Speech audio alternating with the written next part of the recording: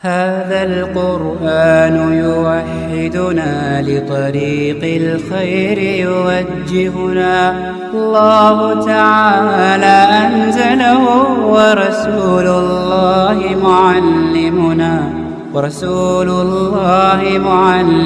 Bismillahirrahmanirrahim. Assalamualaikum warahmatullahi wabarakatuh. Alhamdulillah, puji syukur kita panjatkan kepada Allah Subhanahu wa Ta'ala, yang mana pada hari ini kita masih diberikan kekuatan, kesehatan, limpahan rahmat, umur panjang, sehingga kita masih bisa mendengarkan hal-hal dalam kebaikan.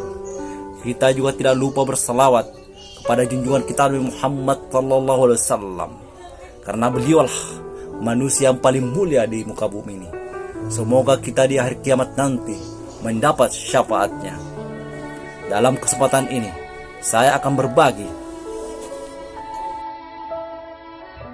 kisah singkat Nabi Ismail alaihissalam. Nabi Ismail alaihissalam adalah putra dari Nabi Ibrahim alaihissalam dengan Siti Hajar. Siti Hajar adalah seorang budak yang diberikan oleh Raja Mesir kepada Nabi Ibrahim alaihissalam sebagai bentuk dari penebusan dosanya. Nabi Ibrahim alaihissalam membawa istrinya Siti Hajar dan Ismail yang masih bayi ke negeri Mekah, yang pada waktu itu masih merupakan padang pasir kosong. Lalu atas perintah Allah Subhanahu wa Ta'ala, Nabi Ibrahim alaihissalam pun kembali ke negeri Syam pada istri pertamanya, yaitu Siti Syarah. Suatu ketika Siti Hajar mengalami kehabisan air.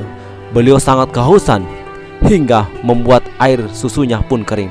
Dalam usaha mencari air, Siti Hajar berlari kian kemari sampai ke Bukit Safah dan Marwah. Kemudian Siti Hajar mendengar suara malaikat Jibril yang menunjuk suatu tempat di mana bayi Ismail dibaringkan dalam keadaan menangis sambil merentak-rentakan kakinya. Atas izin Allah Subhanahu wa Ta'ala, di dekat Ismail menangis itu memancarkan sebuah mata air.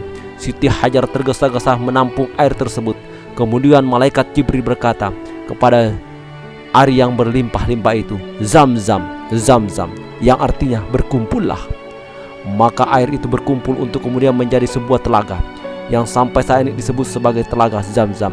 Usaha Siti Hajar mencari air kian kemari dari Bukit Safah ke Marwah dijadikan salah satu rukun haji yang disebut syaid, yaitu berjalan kaki dari Safah ke Marwah, pulang pergi 7 kali. Suatu ketika Nabi Ibrahim alaihissalam mengalami mimpi untuk menyembelih Nabi Ismail alaihissalam, anaknya. Nabi Ibrahim pun mengatakan mimpi tersebut kepada Ismail. Anakku yang sudah besar itu pun menjawab, hai bapakku, kerjakanlah sebagaimana perintah Allah Subhanahu wa Ta'ala, yaitu menyembelihku.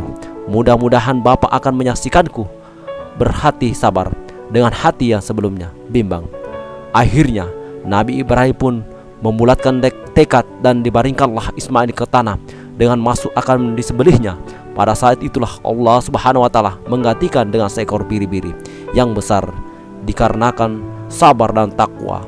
Maka Ismail pun diangkat menjadi Rasul Allah.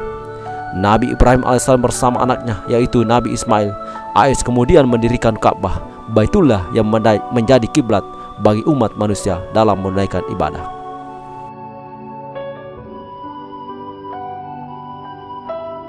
Cukup sekian, kurang dan lebihnya mohon dimaafkan. Wabillahi taufiq wal hidayah. Wassalamualaikum warahmatullahi wabarakatuh.